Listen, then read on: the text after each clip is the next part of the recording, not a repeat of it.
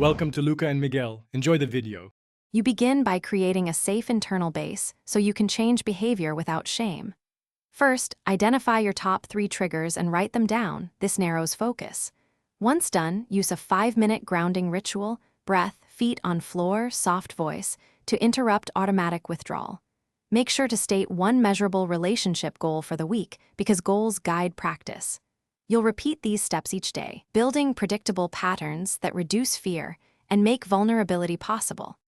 Now you practice concrete vulnerability skills to replace avoidance. Use a simple 3-step script. Describe what happened, name the feeling, make a small request. This gives structure and safety. Once comfortable, role-play these moments weekly with a trusted friend or therapist so you can rehearse reactions. Make sure to rate your comfort 1-5 after each interaction. That lets you see progress and adjust. Over time, repeated, supported practice teaches your nervous system that closeness is tolerable and often finish by building maintenance and a clear troubleshooting plan so gains stick. Develop a relapse routine.